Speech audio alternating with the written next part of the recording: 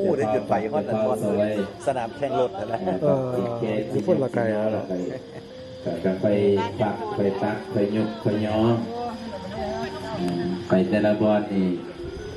เป็นญาติบทันพุตักแก่งไว้ท่าซอยตอนไว้ท่าปัญญาผู้บาดิสันในดีปัจเย็นไปละในคำแนะว่ามันยังหลายพิธีได้กว่าสีฮอดพระเข่าเลยปัญญาใบพระหับศิลฟังสูตรปริตะมงคุลฟังเทศนี่กว่าสีแล้วอีกกว่าสีไปฮอดพระเข่านี่กับพูดบอกดังแล้วบางจตุปัจจัยลื่นกระเจียมกันมาแล้วหลายสื่อเจ้าภาพเดจดให้พอทวนคักระบอกแน่เห็นบอกจดลายสื่อให้พอทวนนะพอศูนย์ทวนขึ้นมาเบิ่งลายสื่อน้ำเพิ่นเนี่ยจดลายสื่อเจ้าภาพมีไผ่เน่เท่าก่อนางขอเจ้าภาพมีไผ่เน่จะอุทิศในไผ่พาเข่าพาที่หนึ่งอุทิศให้นั้นพาที่สองอุทิศให้นี้อัดลูก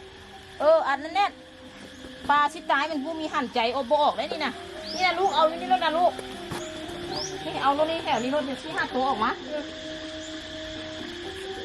เนี่ยข้างหน้าลูกก็ได้นะชิ้นเลือกอย่างไรนี่แถวนี้ได้เบิร์ดอันนี้นะท่านก็ได้นะตัวง่ายนอนลุงงูอะไรเงี้ยท่านก็ได้นะ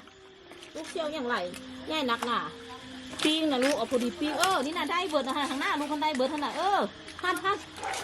านได้เบิร์ดท่านนะตัวน้อยๆบ่เอาน้อยเอามาอย่างค่ะนี่มาหาพ่อทวนนี่มันถ่ายในจดละเอียดเพราะว่าทุกมือนี่เอาไปมาเป็นประเพณีเด้ตอนยามบิดอุทิศนี่บ่มาบอกศิลวัตรเพิ่นกับบ่ฮู้อุทิศให้ไผ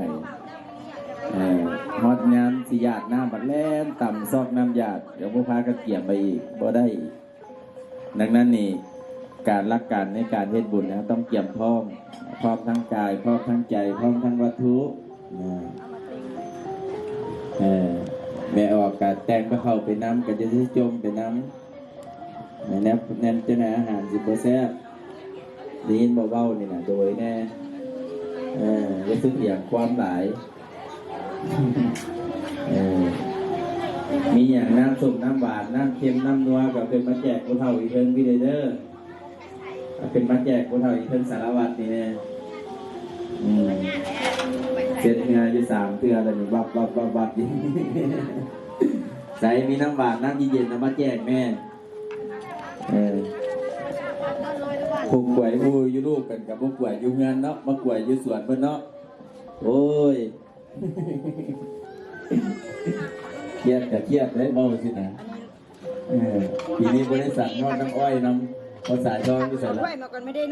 เป็นสิบเบิร์ดยามซื้อบริษัทนอดน้ำอ้อยโอ้ยปั่นก็ได้จากใบน้ำมนต์เดเกียบแล้วบอกนี่น้ำส่งครูบาอาจารย์นะเกียบพร้อมกันวะเห็ดน้ำส่งครูบาอาจารย์ไม่แน่พอออกไปเห็ดน้ำส่งไม่แน่จักกุนึงครูบาอาจารย์มันแล้วเรียกแล้วก็นิมนต์เพิ่นลงไปนูมเป็นบูฮูทางเด้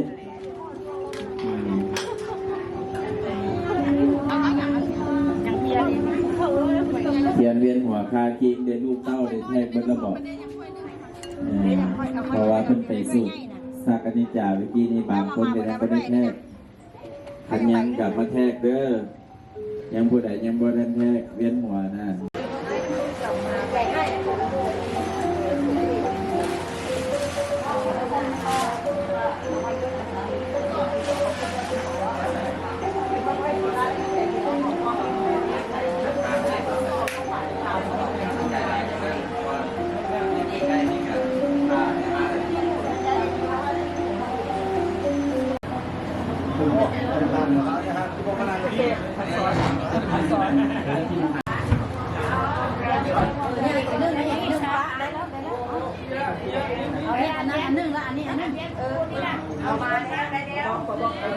ได้แล้วสนะมาแล้ว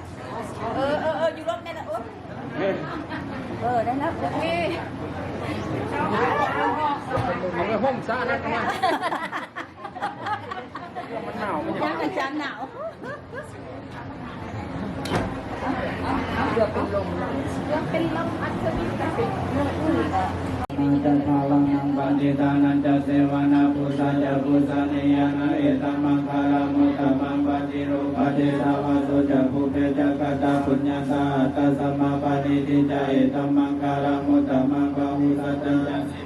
วินัยโยจะสุสิกิโตสุภาสิตาจะยวาจาเอตัมมังคารามุตตมังมาตาปิโตปะทานังพุทธาราสังฆวานาภูราจะกัมมันตาเอตัมมังคารามุตต